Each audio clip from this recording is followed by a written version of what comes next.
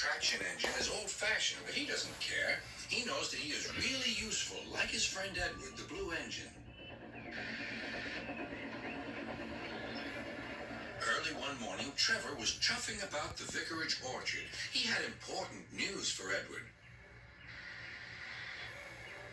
The vicar says that not all children are able to have holidays by the sea, so he's having a garden party to raise money for a seaside trip. I'm going to be the star attraction, chatted Trevor, giving rides to all the visitors. The vicar is putting up posters all about it. I'd like to help too, sighed Edward, but without my rails, I wouldn't be much good at a garden party.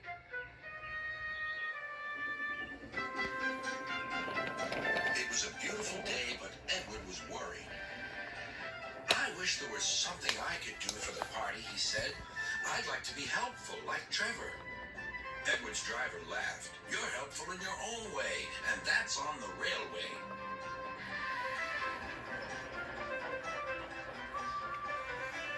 Next day, it was Trevor's turn to look disappointed. He had bad news. The vicar's been so busy that he forgot to put up the posters. Now no one will know about the party. But Edward had an idea. Don't worry, he said. Everything is going to be all right. Then he explained to his driver.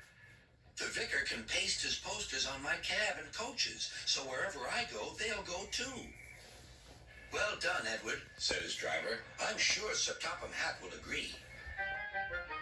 As indeed he did. Edward steamed happily through the stations collecting his passengers. Look, they said, the vicar is holding a party. We must go to that. Later, Trevor was resting in the orchard shed when Bertie rolled by. Hello, Trevor. Why are you dozing there like an old stick in the mud? I'm not dozing. I'm resting, replied Trevor. Then he told Bertie about the vicar's party. I'll be there too, boasted Bertie. I'm not sure people will want to ride on an old traction engine after traveling in a smart red bus like me. The party day arrived. It had rained heavily during the night, and the orchard ground was soaked. Rain and mud won't spoil my day, said Trevor. No, indeed, agreed his driver. We'll stay on the road, then we won't get bogged down.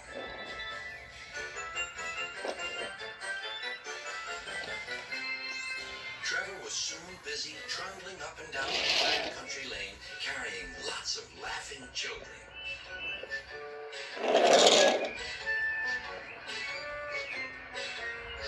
He was just turning a corner when he heard Bertie. I'm taking everyone to the party. People have come from all over the island. Trevor gave Bertie a cheerful whistle and turned back toward the orchard. Then there was trouble. Help, I'm stuck, shouted Bertie. His wheels had sunk deep in the orchard mud. Terence the tractor arrived just in time. I'm the one who has to plow fields, laughed Terence. We better get you out of here. Using strong ropes, Terence and Trevor pulled Bertie clear of the mud. This will teach Bertie a thing or two, Trevor chuckled to himself. At last, Bertie was on the road again. Thank you, Trevor. You're not a stick in the mud at all. No, smiled Trevor. But you were, just for a little while.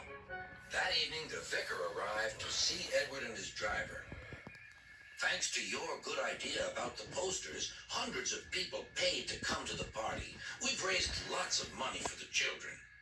Edward was very pleased, and Trevor fell happily asleep, thinking of all the children who would now get to the seaside at last.